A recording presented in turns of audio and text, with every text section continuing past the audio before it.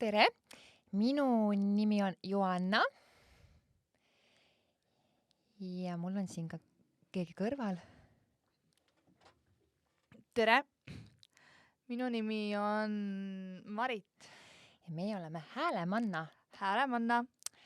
Meie siin oleme Viimsi raamatukogus ja meil siin olid mõningad tehnilised viperused, et me algul plaanisime, et meie saade kestaks 1,5 tundi, aga kuna meie aeg siin stuudios hakkab saama otsa, et siis me teeme lühemalt. Aga okei, hakkame siis peale. Meil sai podcasti nimeks Häälemanna. Et äkki räägime lühidalt, kuidas meil selline nimi sündis. Jaa, muidugi. See Häälemanna tekkis nii, et meil oli, et mina ja Joanna, meil oli esimene nii-öelda videokoosolek ja hakkasimegi mõtlema peale, et no aga mis siis podcasti nimi võiks olla.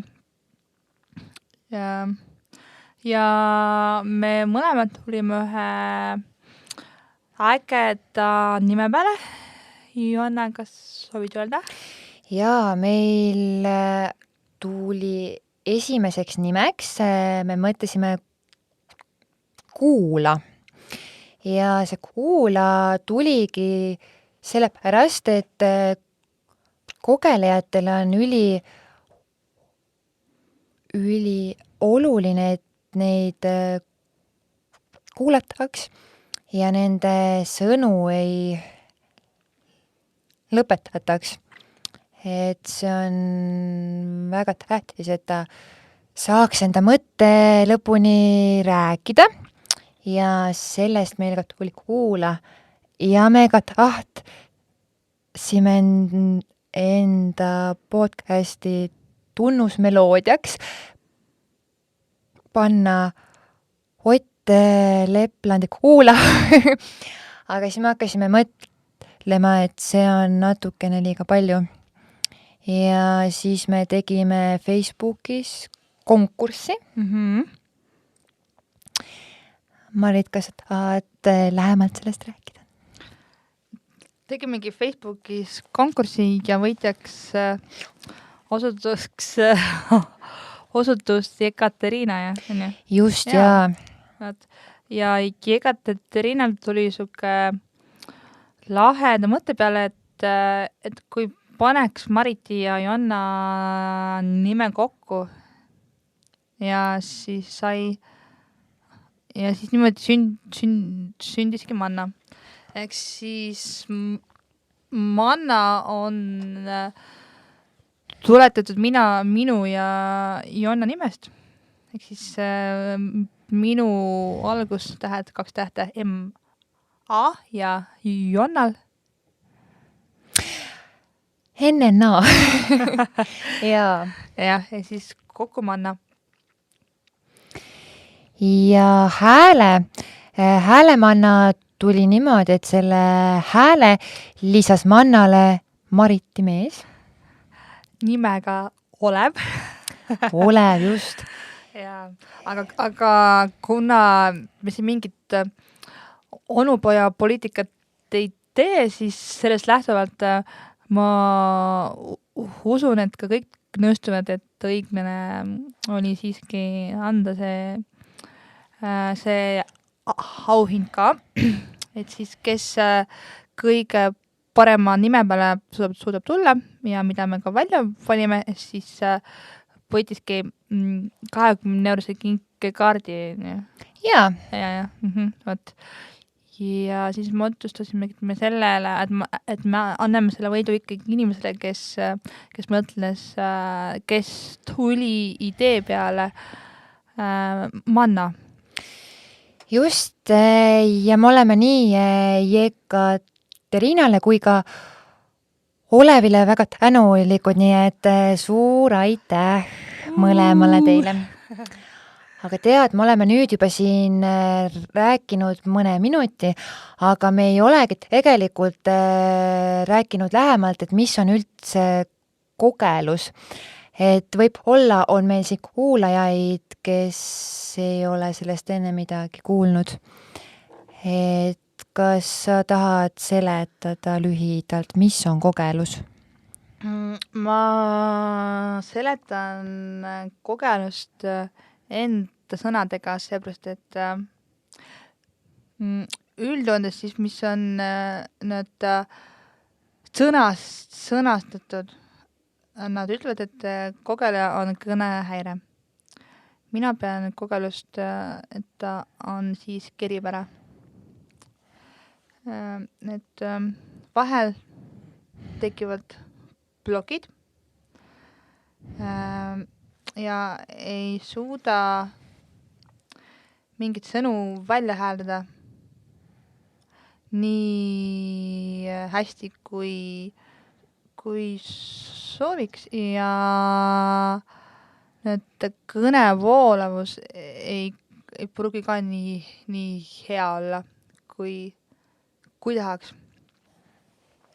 Et Joanna, mis sinule, kuidas sina kogelust nii-öelda defineeriksid? Jaa, kogelejal esinevadki kõnetakistused, on ju, nagu Marit ütles. Minul endal on kõige sagedasemad plokid ja minul nad tekivad KBT ja GBD peal. Et Marit, kuidas on sul? Mul on ka kusjuures täpselt samamoodi, et see on kuidagi neid tähti on nii raske välja hääldada. KBT ja jaa, nad on hästi tugevad, jah. Just täpselt, et see ongi see, mida mina mõtlesin. Et ka mõnikord võivad esineda kordused, aga minul isiklikult on neid harva. Kas sinul on neid?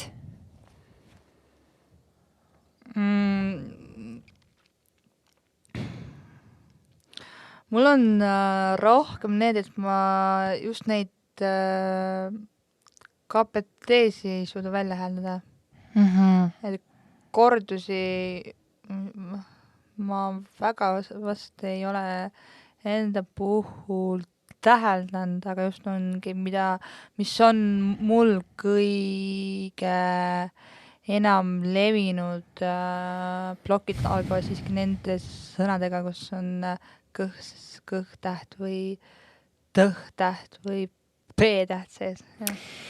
Jaa, see on raske. Ja minul on ka viimasel ajal on väga raske öelda R-tähte.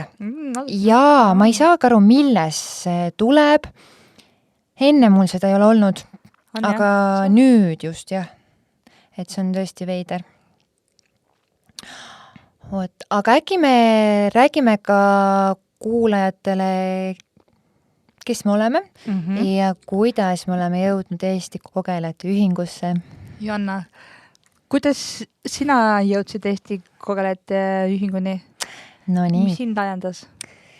No nii. Mina olen kogelenud terve oma elu. Minu esimene mälestus kogelusest on see, kui ma olin 6-aastane ja läksin esimesse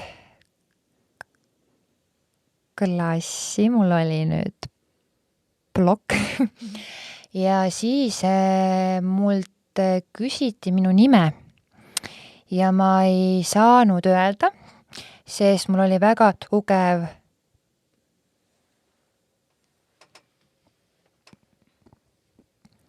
nagu hetkelgi, väga tugev plokk. Ja sealt minu teekond saigi alguse.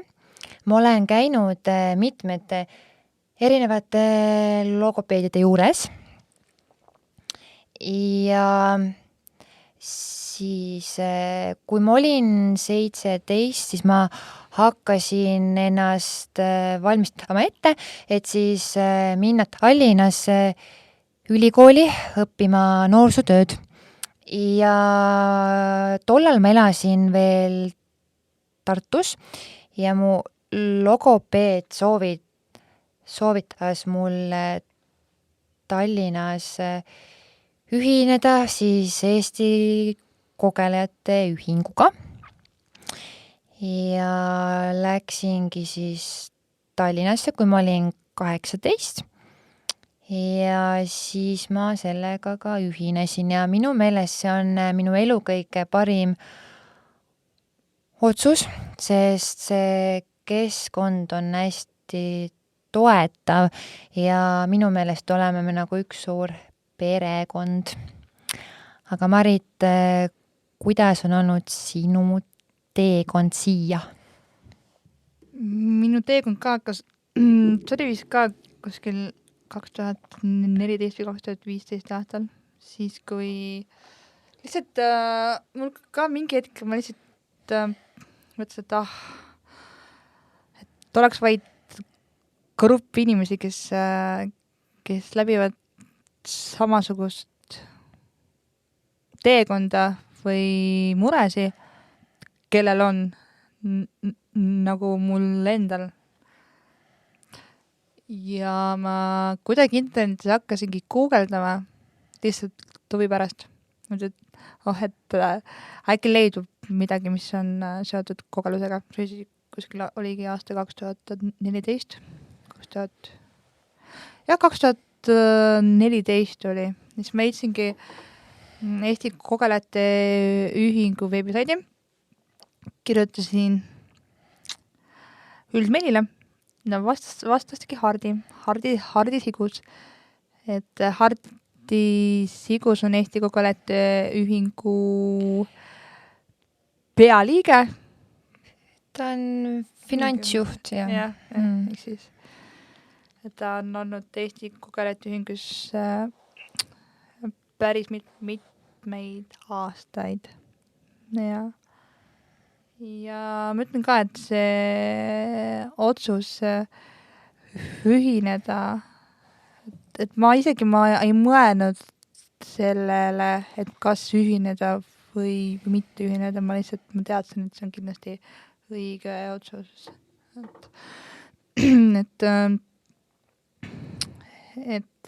Aga Eesti kogelejate ühing on tegutsenud päris mitmeid aastaid. Jaa, nad on olnud tegelikult juba päris pikalt. Ma ei julge öelda täpset aastat, sest äkki ma panen pange. Et see ei oleks nagu hea. Aga Eesti kogelejate ühing korraldab erinevaid üritusi, mis on siis minule vähemalt andnud väga palju enesekindlust, et me Maritiga tegelikult ka kohtusime esimest korda umbes siis 8 aastat tagasi, kui ma Tallinnasse kolisin.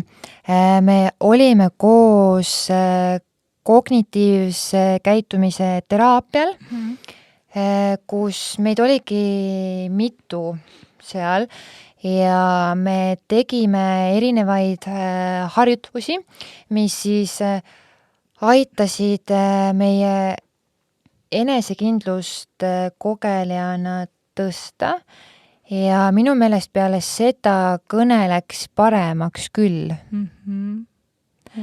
Ja kas sa saad ka näiteid tuua mingitest harjutustest, mis me sealt tegime? Ma tean seda, et hästi palju anti kodusid ülesandeid, et mida teha ja mille peale mõelda. Jaa, just. Ma tean seda, et üks ülesanne oli isegi meil koos teha.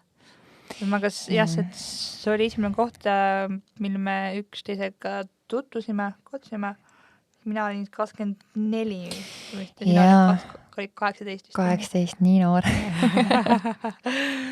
Jaa, aeg lendab. Aeg lendab.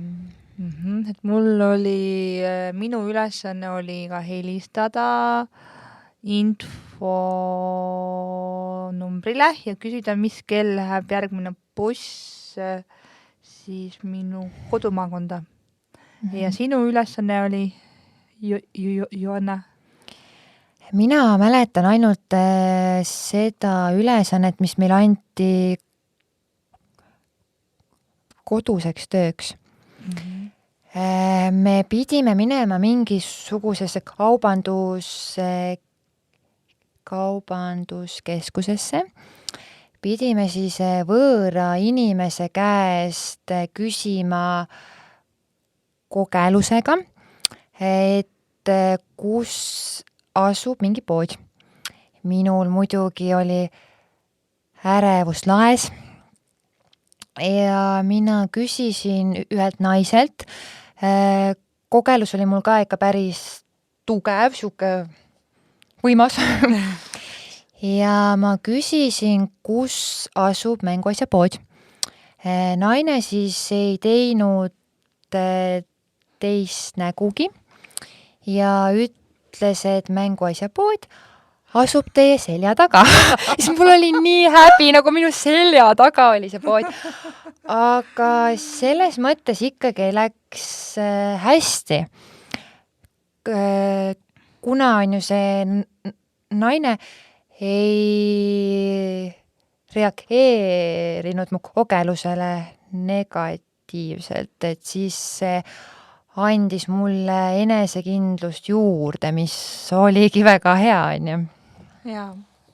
See on tahtmates on nii, et enesekindlust annab rohkem juurde see, mis on sul positiivne kogemus ja kahjuks võtab vähemaks see kogemus, mis on just negatiivne kogemus. Just. Et neist üle saada on kindlasti päris keeruline. Ongi. Siinkohal ma tahangi natuke rääkida Eesti Kogelite Ühingu ajaloost. Hästi tsipa, et ikkagi, et esimese podcastis oleks ka infot meie MTÜ ajaloo kohta, seepärast, et kui ei oleks ajalugu, siis ei oleks ka meie MTÜ-d, siis me poleks ka siin. Et Eesti Kogelite Ühingu asutamise idee pärineb Kanadas elavalt väliseestlaselt Jaan Pillilt, kes siis 1990. aasta juunis väisas Eestit Tallinnas peetud kohtumisele Jaaniga kutsusid logopeedi grupi kogelejad ja see Jaan Pill, kes siis otsustas selle ühingu ka luua, ta väliseestlane, ta on olnud ka ise kogeleja ning ta hetkel elab Kanadas. Ja ta on ka alustanud aktiivset tegevust Toronto kogelejate assotsiatsioonis. Jaa, Jaan on väga tore mees. Ma olen teda ühe korra näinud ja me korraldasime ühinguga Viimsi spaas oli meil Nordic kogelejate seminar ja minu arust oli Jaan ka seal meiega ja mina teda ei ole kuulnud kogelemas mitte kordagi ja nii, et ta on enda kõnega ikka väga head tööd teinud. Jah, et kogelejatega see on nagu huvitav on see, et tegelikult, kuidas neid kutsuda nii-öelda tavainimesed on ju, kes siis pole kogelejad. Tead, see on imelik sõna. Et ei oska neid, kuna ma tean, et mul on see eripära, siis raske neid kuidagi kuidas ma neid teisi inimesi, kes siis ei ole kogele, kuidas ma neid nii-öelda tiigitan, et inimesed saaksid.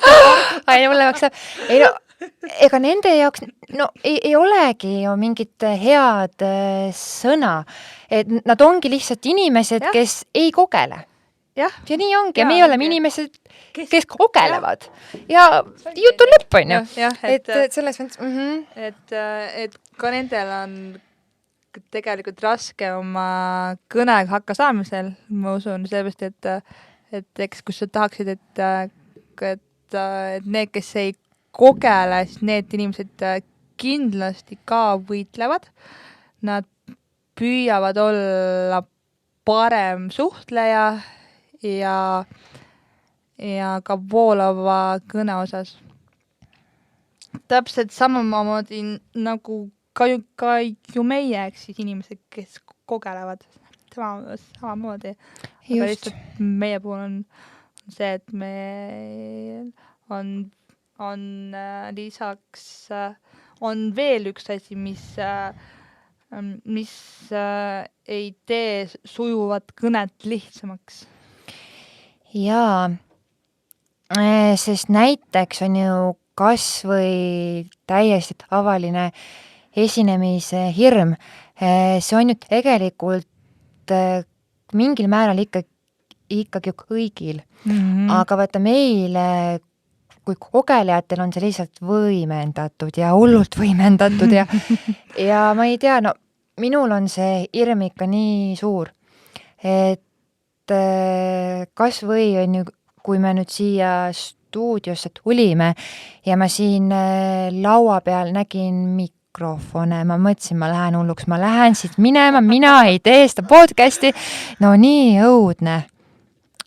Aga meil on hea see, et me oleme siin kahekesti ja see annab enesekindlust juurde ikka palju.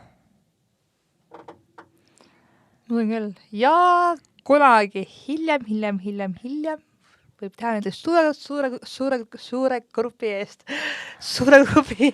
podcasti. Mis sa arvad, Joanna, kas see mõte kõletab sind? Veel ei kõneta. Läheb aega veel hea sellega, et see hirm on ikka suur.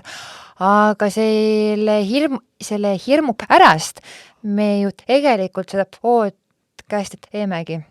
Et see ongi peamine põhjus, miks me seda hakkasime tegema. Et ja kui me ka sellega kedagi inspireerime, siis on veel on ju eriti hea. Ja, podcasti, meie mõte podcasti teha tulebki sellest, et me aitame teisi ja aitame ka iseennast. Et muuta oma kõne sujuvaks. Ja muuta oma kõne arusaadavaks ja oskus ja luua seda oskust, et saaks paremini ennast väljendada. Ja nii ongi, et me siin hakkamegi rääkima enda erinevatest kogemustest siis seoses kogelusega ja kindlasti ka naljakatest juhtumitest, sest need on ju. Ja meil hakkavad ka tulevikus käima külalised, et meile võib ka kirjutada erinevaid ideid, et mis me saates võiks rääkida. Täna me kahjuks peame tegelikult hakkama lõpetama, sest et kuna meil olid suured tehnilised viperused ja seda stuudiot hakatakse panema kinni ja me ei saa siin olla kauem. Jah, et järgmises podcastis me räägime lähemalt siis endast, ja ma arvan küll. kes me oleme ja saame siis hakata sellega seoses ka võtma teemasid, millest me saaksime siin rääkida. Just, ja järgmine kord me teeme kindlasti kauem, sest me ikkagi ideaalis võiks saade olla 1,5 tundi. Et siis me saaks rääkida kõigest ja hästi avameelselt. Aitäh, et meiega ühinesite ja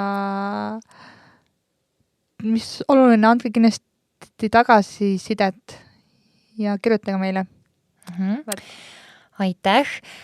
Minul oli igal juhul väga tore ja ma loodan, et teile meeldis ja et nii nagu Marit ka ütles, et igasugune tagasiside on meile väga teretulnud.